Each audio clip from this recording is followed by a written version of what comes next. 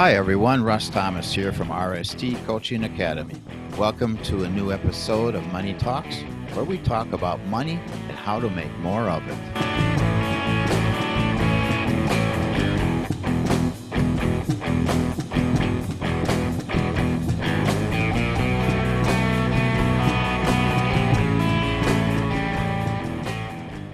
Hey everybody out there in internet land, Russ here again on RST from RST Coaching Academy, sponsored host of Money Talks, where we talk about money and how to make more of it. And here we are talking with a new friend of mine. Her name is Rochelle Thompson from Washington, D.C. And I'm not going to say she's a business person. She's a psychologist. Can you believe it?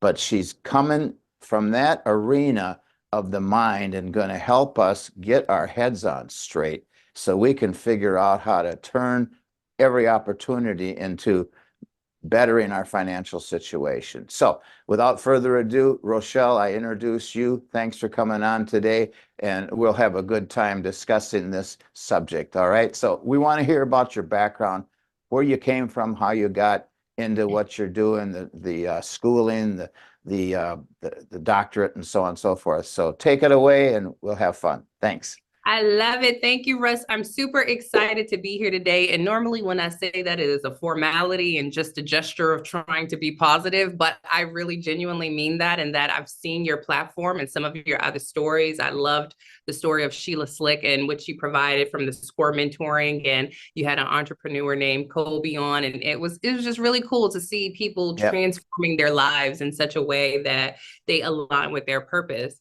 So Indeed. a little bit about me, which kind of particularly kind of aligns with that, is I am Dr. Rochelle Thompson. I am a psychologist. I am a chief executive officer of Arm Thompson & Co., which is a consulting mental health practitioner organization. And I am a founder of a nonprofit and president.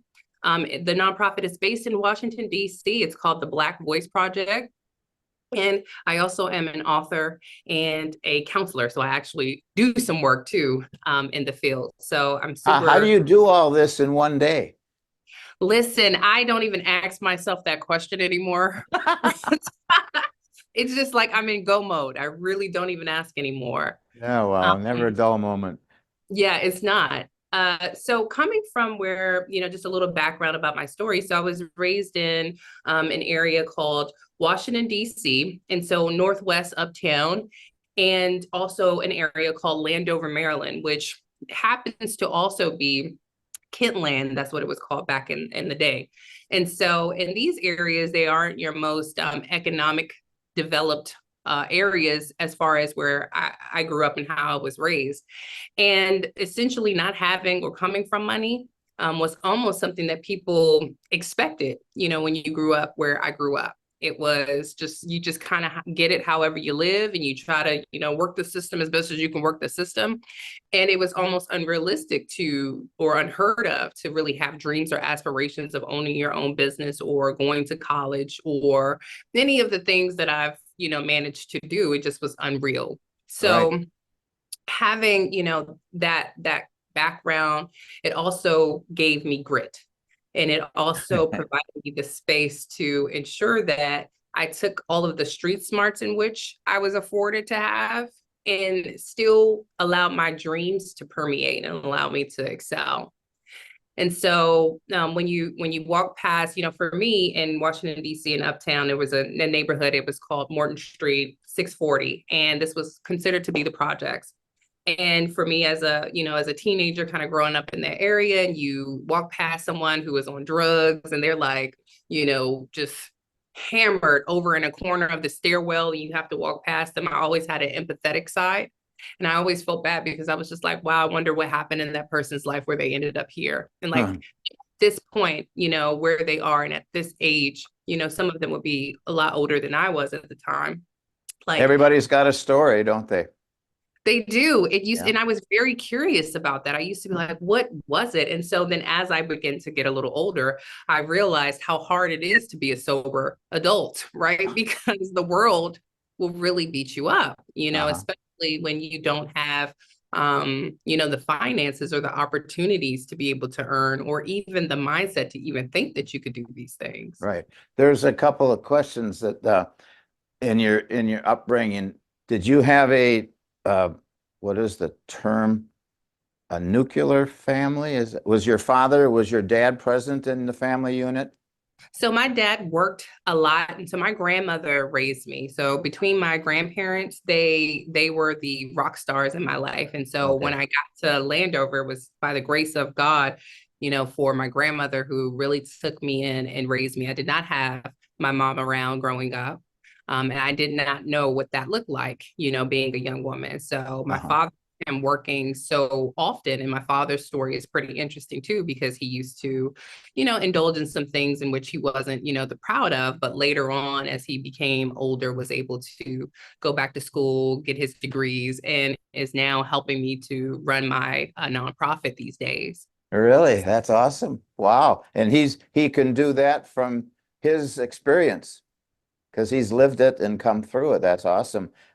You made mention to it gave you grit Yes. and then something about street smarts. You weren't the only kid growing up in that kind of environment. And yet, how many of your peers, your fellow students and kids have moved out of that realm, have been able to overcome, and they got some grit. What is special about you that allowed you to acquire grit, I guess basically is the word I'm coming off on. I mean, the thing is that we all suffer situations and setbacks, and I've always said, and I'm sure you agree, we cannot help and affect necessarily what happens to us, but we are very responsible for how we respond, how we Yes. react. So what do you think it was in you that helped you to respond the way you did and acquire that grit and the street smarts to help you move on from that environment? Growing up, Russ, I saw people who were most of the kids in my neighborhood, extremely smart, extremely intelligent. And I was like a sponge to some of the guys, especially those that, happen to indulge in selling drugs, or those who indulge in like behaviors that probably weren't the best reflected these days. However, Huh. what I found, had some of those guys taken some of those same practices and principles, they would have been some of the best CEOs we would have Yeah. seen to date had they done it legitimately, because Uh-huh. of the way that they were. So I would always be a sponge. I would always ask questions. I was always very curious. And I played basketball at the time. So I was one of the very few girls that play basketball.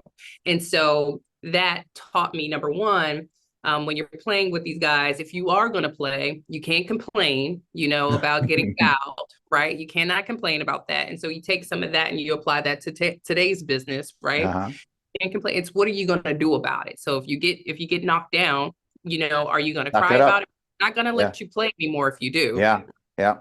So you got to get back up. So it was being a sponge, and then just really taking all of the experiences of others, like, oh my goodness, I know that I don't want to go to jail. I know that I don't want to be on a system of government assistance. I know that I don't want to die essentially from staying in this environment. So once you kind of see that as a young person, I'm like, okay, but if I could take this piece from that person and this piece from that person and kind of like really put all of that together in my little toolbox, as I get out of here, I'm going to be all right.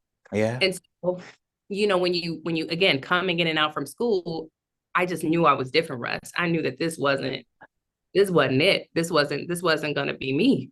This It is was where you started, but you didn't have to stay there. exactly, Yeah. exactly.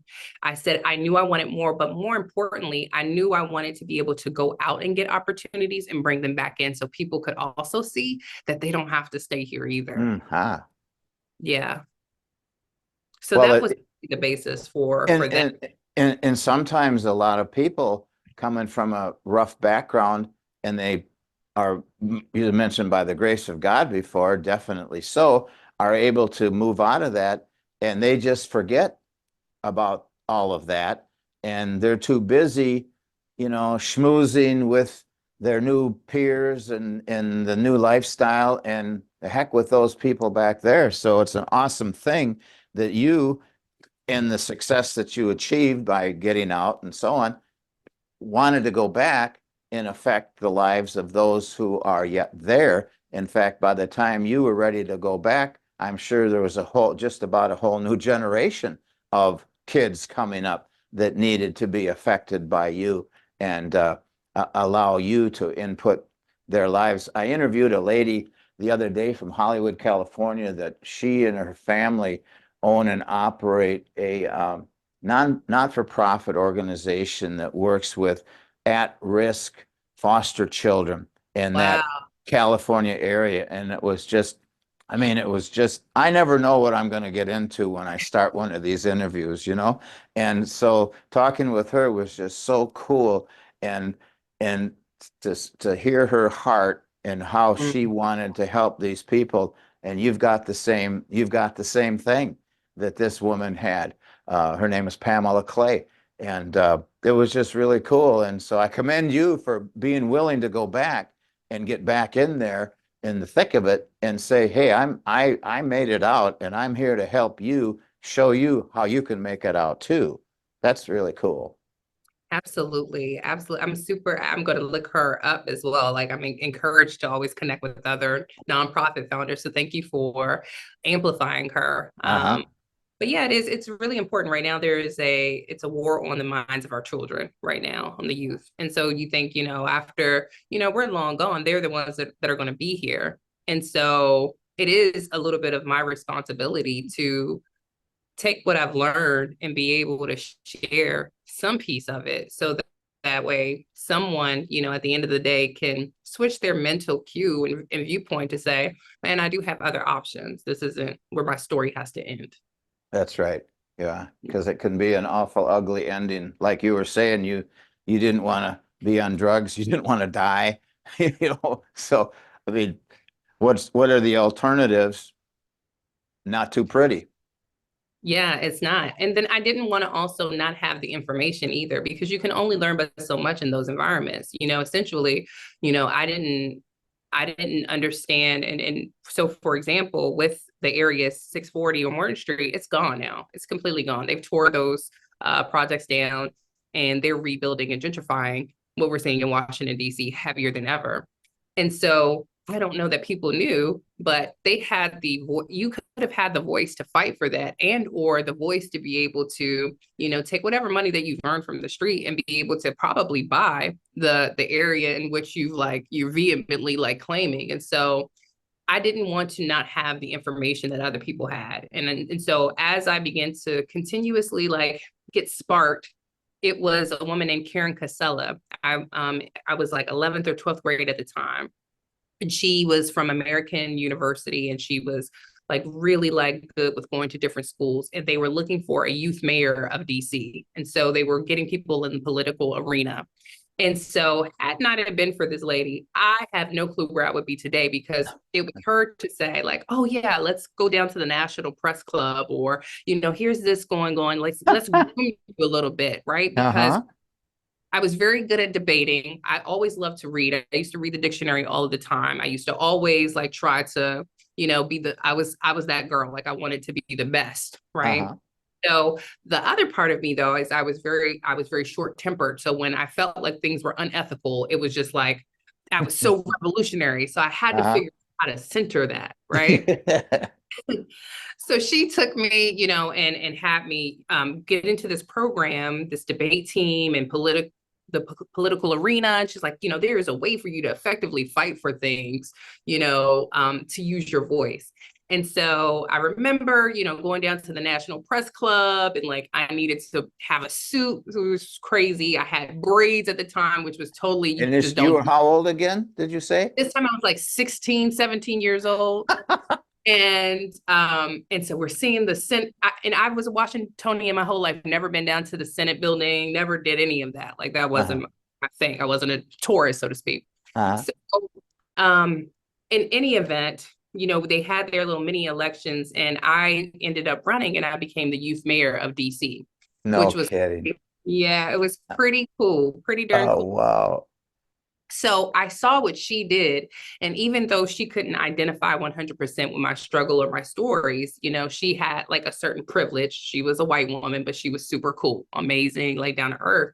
But she came back and she said, I want to be a part of helping the community because I want to be a part of creating diversity and equitable and inclusive spaces. And she tapped into me something amazing, which allowed me to then start my like journey of being able to really see like there's so much more out here in the world. And if I could get sharp, like we could change to this. And it changes with advocacy, it changes with paperwork. You got to know, the type of legislation and laws. Uh-huh. And also really knowing that you have a voice and your voice matters.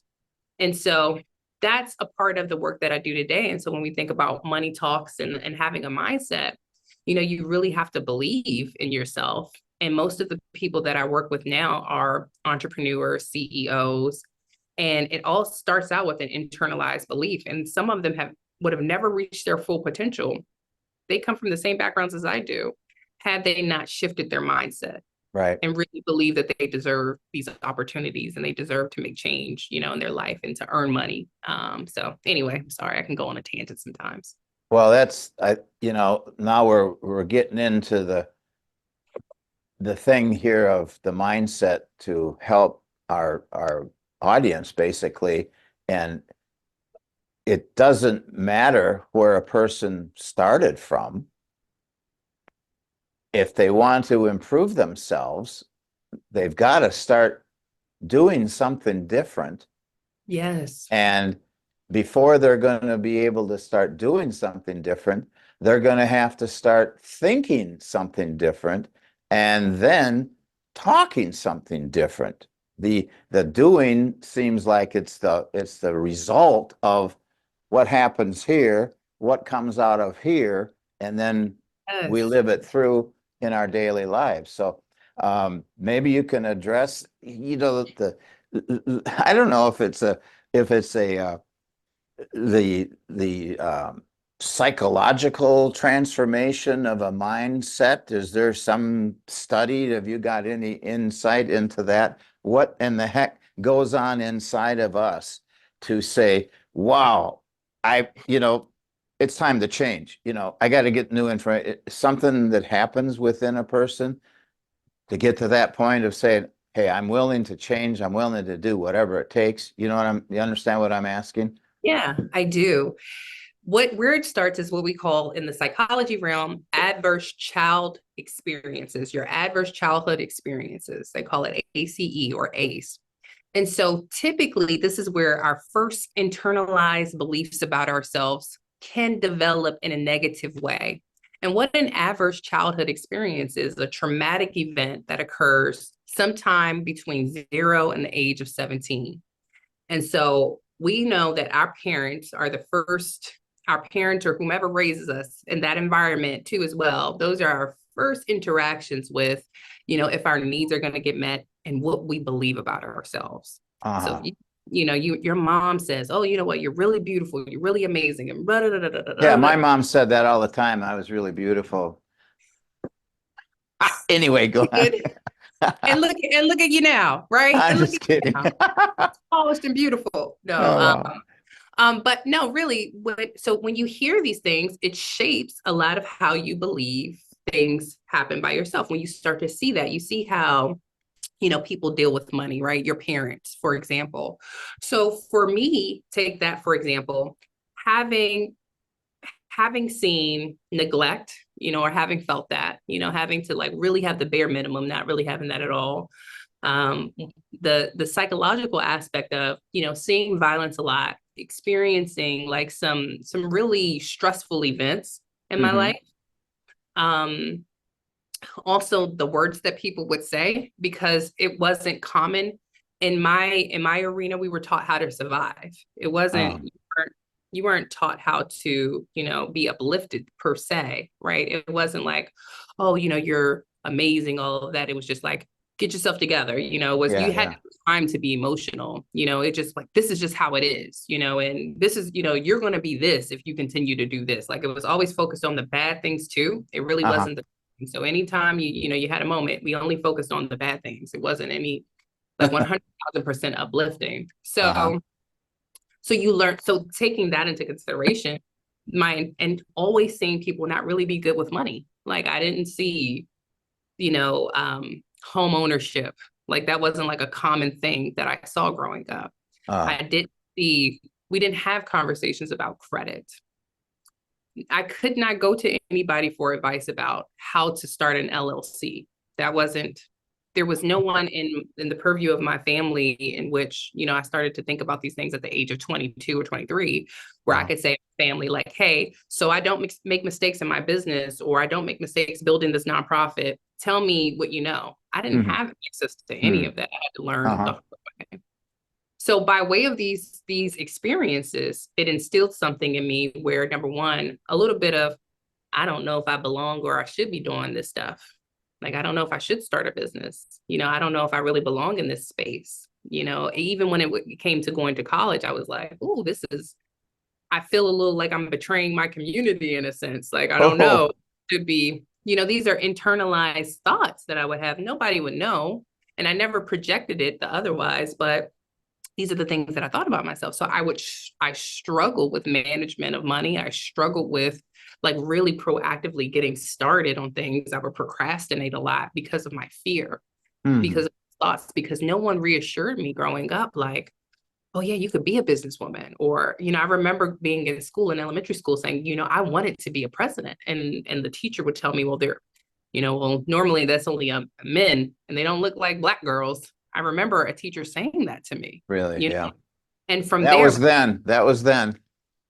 I was like, wow, well, dang, I can't be a president. I can't, so what am I supposed to do, with my life? And so these are the beliefs that I would creep up, and it caused me to stall a little bit on my advancement of my story up until a certain point. And I had to start doing the work on myself to say, no, I really do deserve this. And no, I really do belong in these spaces with people, and I am everything excellent. And so I'm going to continue to exude that. And even though I make mistakes along the way, I'll figure it out. But but again, it all starts from the internal belief. So I had to reparent myself all over again, Russ. I had Mhm. to encourage myself. I had to be my own cheerleader at the end of the day. And so for other entrepreneurs, that's kind of where we start. You have to look at, man, did your parents, I knew I didn't want to be poor because I saw it. I was like, I definitely know I don't want to be broke. That is not for me, right? I want to be able to have nice things. I want to be able to not worry about my finances and stuff. So because of those experiences, it shifted my mindset, allowed me to really look into who I am and figure out like what I wanted to be. And then under no circumstances allowed myself to deter from my plan.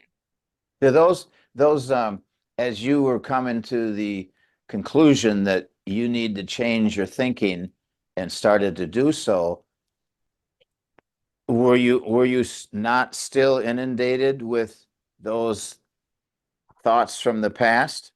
And Every then day. how did you, and maybe you still do, how did you overcome? How do you overcome? Folks, listen now, she's telling her story of how she came, where she came from, and how she's gotten out of that. Maybe you didn't start there, but you had some adverse childhood experiences yourself, some negative stuff that locked themselves into your little brain, into your little mind when you're 0 to 17 years old. And it's up to you now to figure out how to overcome those. So relate to what Rochelle is saying because it's applicable to all of us because we all have all that crap floating around in our heads if we are dumb enough to listen to it and let it affect us. Go for it. Yeah, absolutely. To this day, absolutely. The voices sometimes permeate. And and I think it's a little different than when I was younger to now, because now again, being, normally when I enter into most rooms, I'm generally going to be the youngest. generally going to probably be the highest in terms of degree. I'm not probably going to be the richest. I'm not probably going to have the title, though, at the end of the day. And so, and then I'm also going to be probably the only person of color in the room. Generally, that's what it looks like when I walk into most rooms. And so those things put me at a disadvantage already in the gate, out the gate. And so oftentimes when I'm confronted with having to walk into a room, it's just like, oh my goodness, well, I don't want to come off like I'm, a Miss Know-it-all, right? Because of my title and then offend anybody. But then at the same time, I want my voice to be heard and for people to take me seriously.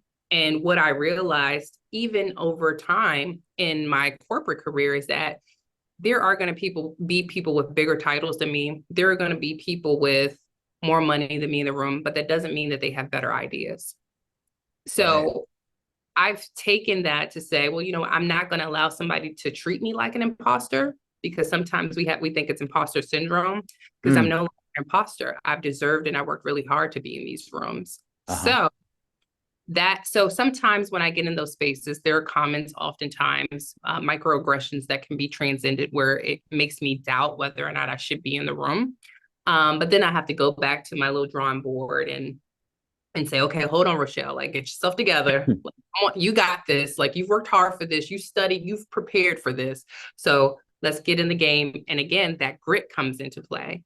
Yeah. So you get knocked down, you can't just cry and leave out of the corporate boardroom. You can't just cry and leave out of the meeting. You got to get back up, right? Yeah. You come at it again from a different approach, or you pivot, right? Even on the basketball court, we take a little pivot. We get a little curious, but then we also are very clear. I'm also very, very clear about what I'm here to do, and I get it done. So sometimes, yes, but again, that grit and some of those childhood experiences again comes back, and it's like Rochelle's like the inner tiger that comes out, and it's like, let's go. Let's focus what we got to do here, because we still have a job that we need to do.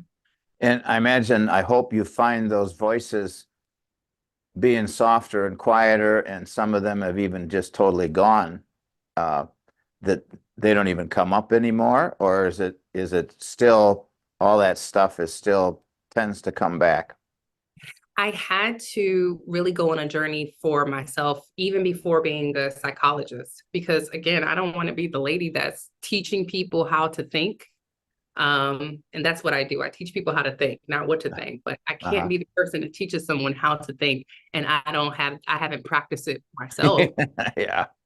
That would be weird. Right. So, I really learned how to develop a better relationship with myself, and watch the things that I say to myself, and really level myself, and not be so hard on myself in the same breath. So those voices are very much so more kinder than they used to be now. So it's definitely different, but that's because I had to take some time out to really do the work on me first, before I even stepped into the arena and working with other people and working with corporate clients and things of that nature. I had to work on myself. And it took me to work with having mentorship with people who, didn't look like me, who didn't come from the same background, but had experience. They were my mentors. And sometimes for those that are looking for mentors, it's not direct interactions with people. Sometimes it could just be a book. I've read the authors of certain books have inspired me, and have mentored me in ways that they wouldn't even understand. It could be a podcast, listening to people's stories, and those people become mentors for me. So having wise counsel, allowed me to also have a kinder voice towards myself as well, because it was reassuring to know that I am going in the right direction, or I am aligning the way I'm supposed to be aligning, based off of, just the status quo, if you will, of people who are successful. Right. And that goes in line with what I do here at RST Coaching Academy. Is number one, we offer online sales training, 24 hours a day, any place in the world, but then also coaching, business and individual coaching, to help mentor an individual and help them get their heads on straight, and establish goals and plans, and then come up with strategic plans in order to realize those things. And, I've learned that the best investment that we can make as individuals is in ourselves. it pays the best returns, one way or another. And Yes. so many people, I barely got through college, graduated in 1970 with a C plus average and majored in weekends. So I was quite the mess. It's a good thing I was on a 4-year plan because I was going downhill every year. But all through my business career of over 50 years, I never saw the need to invest in making me better professionally. I Mm. went to church, went to church to become a better person, but didn't think about the professional side.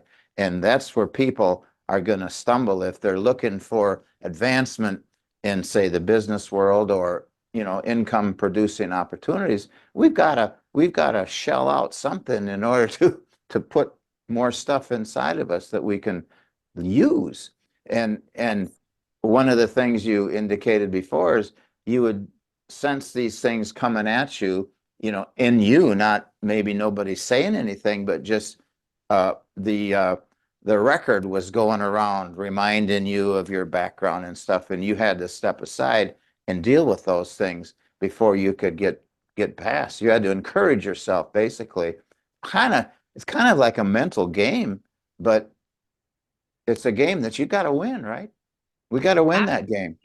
It is. And you know what, Russ, and I'm sure you probably find this in your coaching experience, but that those internal voices, that fear or the silence of your voice, that imprisons more people than any jail in America.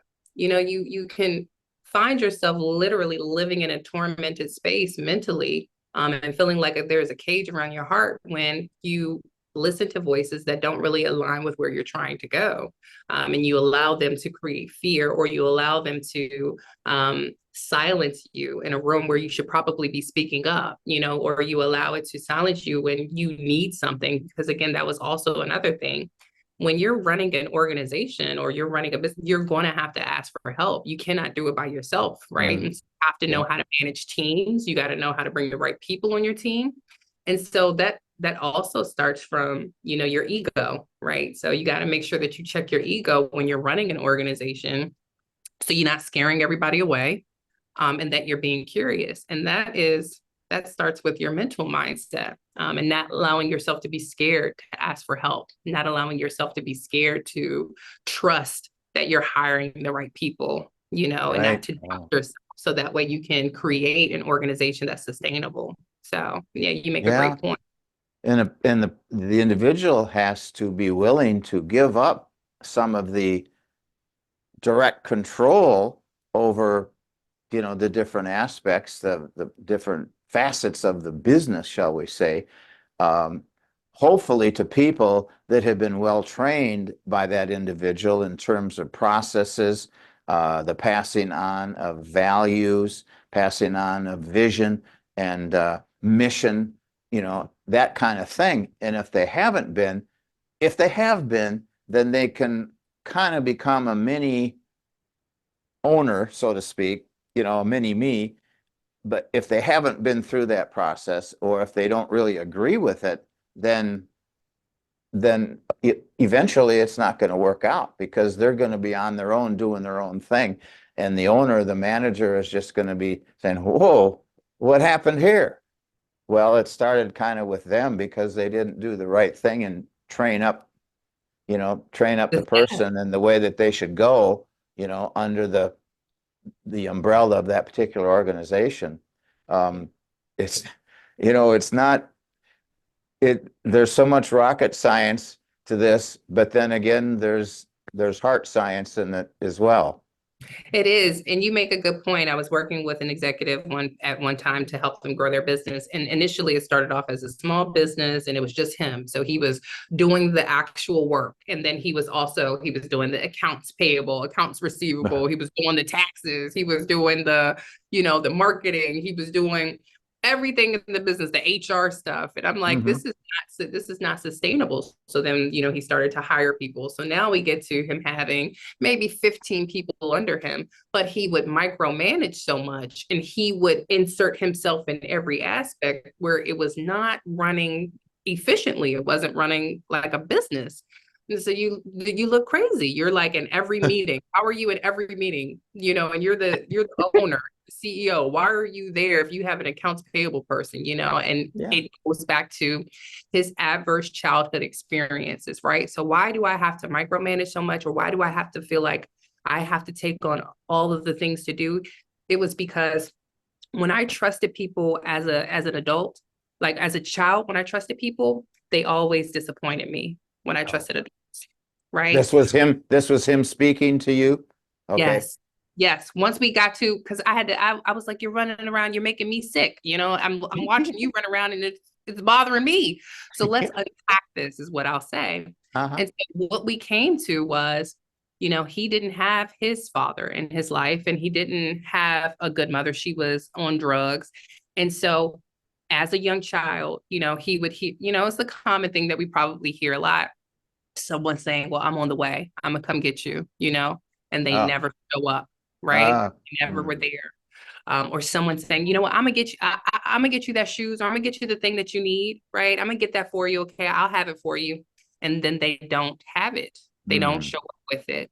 And Yep. so he grew up most of his life with that unmet need and that lack of reliability on people translated into him and his business now as an adult, where he felt like all these people were like his parents, you know, growing up, where they would say that they would do something, but they would never show up. And his fear was, with him building this business, is that he couldn't rely on people like that. And so I was like, ooh, that's a mindset thing, Oh, right? yeah. Yeah. The mindset thing. And so once he started to work through that from the psychological perspective, now his business has grown. He has 50 employees. He's less in the mix, and he's much happier I now as a bet. result of it, you know. Yeah. But it wasn't until he was really comfortable, Russ, with being in that like spin cycle of trauma, right? Oh, As a wow. business owner. And I'm like, can you not see this? And he didn't see anything wrong with it up until we unpacked where it was all coming from. And it Uh-huh. had a lot to do with his adverse childhood experiences that he never addressed. Yeah. Wow. When you had your psychologist hat on as you were going through this thing, and I guess it doesn't necessarily take a psychologist to cause somebody to realize that, you know, you're this way for a reason, look back.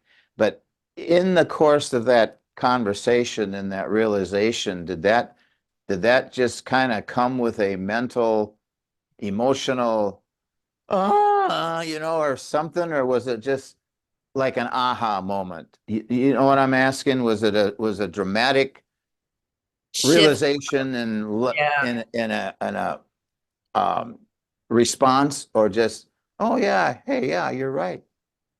It normally is some sense, it's normally a somber feeling when we Hmm. start talking about those things, especially with men in general too, because normally it's a little harder to break through some of that, you know, vulnerability or emotional Uh-huh. perspectives because of how I think society tells you all that you have to be, right? So Macho. macho strong, you can't, you know, you just got to get it done, right? And that's so unrealistic because you're human just like I. Yeah. So in those moments, normally what I find is it's very somber and quiet. And it's almost as if like there's some processing that has to occur. Uh-huh. And and then from there, when we come back to the next session, it's, you know, I really was thinking about what we talked about, and I literally couldn't sleep because of that, as a result of that. And all of these things started coming back, you know, then his memory like started to allow things to come back. And he said to me, you know, like, you're right, I can't live like this. Like, I cannot live like this anymore. Uh-huh. So now what do I do? You know, so that's kind of how that process. But generally, when we start to make those connections, most people don't take the time to think about that. Oh It's not yeah. like get into those situations where we're talking, we're having a conversation, and I'm asking you questions, and then I'm starting to put the pieces together. It's normally, I never thought about it that way. Or because I experienced that hurt thing so long ago, I've tried to forget about it. Right. Yeah. Yeah. And it would have been easy just to say, well, I really don't trust these people that are working for me. But you had the presence of mind to dig a little deeper and say, well, where the heck did that come from? What's going on with that? And then as he opened up, as you got the crowbar out and pried his emotions and his past out and into the open, then you get to what was going on with that. And that was it, something from his childhood. Isn't that remarkable? How Yeah. things that have been, 50, 60, 70, I don't know how long old this fellow was, but we all have those kinds of things. We've all had difficult things, and we've got to, you know, either let them control us or we're going to control them, one of the two. So, oh, Absolutely. that's a very good example of learning how to give up control and to trust people. And like you said, his business has grown. He's got what, 50 people now? 50 And people now. hopefully he's enjoying life more because he can take time off because he's got a well-oiled machine that he has trained these individuals and he trusts them, for crying out loud. So Yes. that's Now an this awesome is thing. it's $1 million business, at this point. And so he's just, again, just in awe of that. And so I Yeah. think it's easy for us sometimes to, on the surface, to look at an issue and then say, okay, let's put processes in place so he can have more trust, right? Or put more systems and processes. That's general, like instinctive, like, okay, we're Uh-huh. going to do, but then you can, but that still doesn't resolve the issue. So Yeah. I try to take an approach of zooming out and really looking at what a problem is in its totality, because and we're just putting a band-aid on something, we're not really fixing the surgical like issues and the layers when we do Right. certain. So it is important just to sometimes just ask a question like, oh, I wonder where this is coming from. Yeah. Son of a gun. Yeah. If you don't ask, you don't know, you don't find out. Oh, that's really cool. That's enlightening for sure. So we have come to the time in our little chat where I ask you to talk to the audience directly and offer some advice that might be useful to them in their quest for improving, self-improving, financial improvement, whatever the case may be. What comes to mind that you could pass on to this audience? Yeah, what I'll say is for those that are listening, it's really important when you are in an organization, whether you're working it, wanting to lead it, or intending to, just climb up the corporate ladder, you really need to know who you are. And when you know who you are, where you're supposed to be. And when you cannot be who you are, then you change where you are, but never change who you are. And so that would be my advice, is take some time to develop a relationship with yourself to understand who you are and know that hope is not a plan. Hoping that things will change, hoping that things will get better. That's not a plan. Nobody's going to come and get you and save you. You got to make sure that you trust and believe in your thought processes. And you have to make sure that you have a plan that, is strategic and tactical. But you first have to know who you are and what you want before you can even get there. Never settle.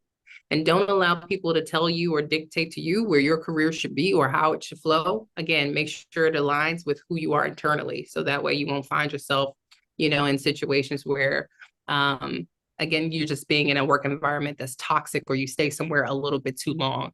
Because when you're not in your place where you're supposed to be, what your purpose is, somebody is waiting on you to show up. And if we are waiting for you to show up, but you've talked yourself out of writing that book, or you've talked yourself out of providing that service, or you've talked yourself out of giving us that business, the person that is waiting for you cannot have their needs met.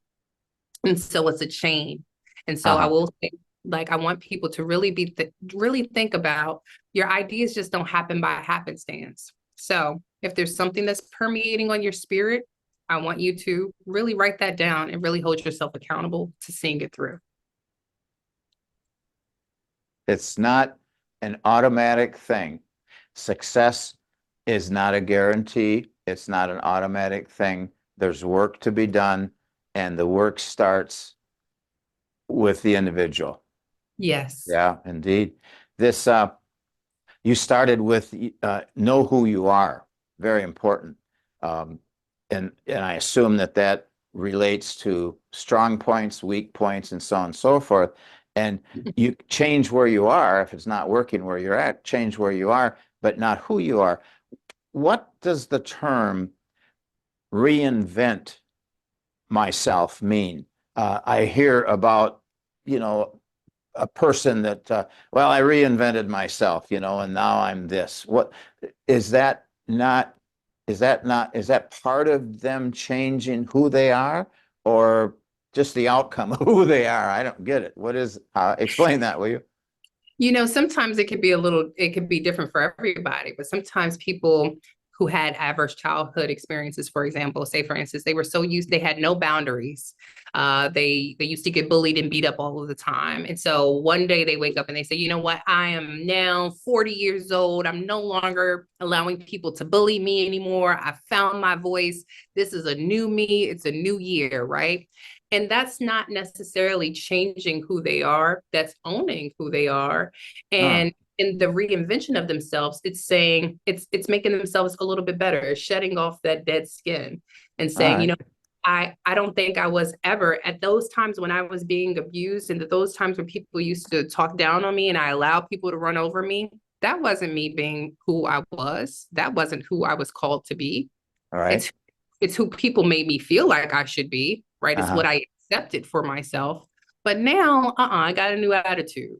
Now the real me is here, and I want you Yeah. all to know. And let me introduce you to them. And it's a Yeah. person that's not going to be beat up, bullied, or talked down to. So now I'm reinventing myself and really showing up, right? Oh, yeah. To be who I And, am. So I and think that that, to be. yeah. And that really comes from revelation, basically, because a lot of people in the example that you just given, that, abused and beat down and so on, they come out of that saying, well, shoot, that's who I am. And that's what I'm going to be. And that's the way it is. Where that's pretty bad deal, isn't it?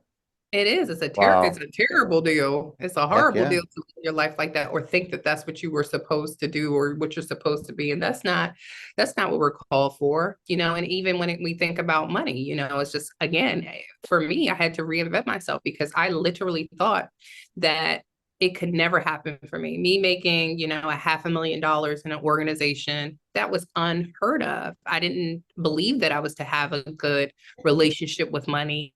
I was almost prepared to struggle. Like, I'm gonna fight the Uh-huh. struggle. And I Yeah. had, oh my God, it's insanity. That is insane. Right. And so I had to reinvent myself in that, no, like there's gotta be something better out here for me. Like Good. there's got to be something a little bit more softer and easier for me in terms of how I see myself with money and it doesn't have to rule me, and it's not about having things, but like I really got to get a little bit smarter about this conversation with myself, to know that I deserve it first and foremost, and everything in my life doesn't have to be a struggle, including earning money. Awesome. Awesome. And because you've been successful, you're able to help other people reach that too, having walked through your experiences and the insights that you've gained in the whole life, the whole life of Rochelle Thompson, basically. Yeah. So somebody's out there and says, man, I could use some counsel, I could use some help, I could use some input. How do they reach you, Rochelle? So they can reach me by going to my website. It's www.rochellemthompson.com. They can find me on Instagram at Dr. R. Thompson. They can research me on LinkedIn. You can send me an email, info@rochellemthompson.com. And hopefully they're checking you out here, Russ, on this podcast, and if Yeah. ever anything aligns and you're like, man, I got the perfect person for you. I know somebody, I interviewed her, then Russ, you can give them my information too. And then we can go from Indeed. Indeed. So you're all over the place. People can find you anywhere. You might be in Washington, D.C., but you are omnipresent. You're available, there. uh, probably to help most anybody, most anywhere. So I've really appreciated this time we've had together. And like I said earlier, I never know what's going to transpire when I start one of these conversations, but this has been really cool. And to to have come at this from the self the position of self, the position of one's mind and mindset, I think is very enlightening. Hopefully our audience will agree and will have picked up a gob of information to help them along their way to financial success in any field areas, as far as that goes, right? Yeah. Success is success. It definitely helps to have the money, but it's not the end all stuff. So anyway, that said, any final quick thing before we hang up here? No, Russ, thank you. Thank you for offering your platform and extending it to people to share their stories, no matter how small or big they are in the space. The work that you're doing is really appreciated, and you're walking in your calling.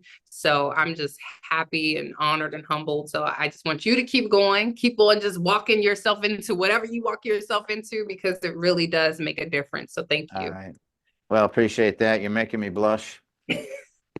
Anyway, folks, here we have another great episode of Money Talks, talking about money, but actually talking about you, talking about fixing you so you can become the best you and exude the best you and become the best things that you are meant to become. It's all put together, and it's for you. You deserve more time. You deserve more money. You deserve the best that life has to offer. If Rochelle can help you, Dr. Rochelle, you know how to get a hold of her. If I can be of service, rstcoachingacademy.com, or call at 386-286-2450.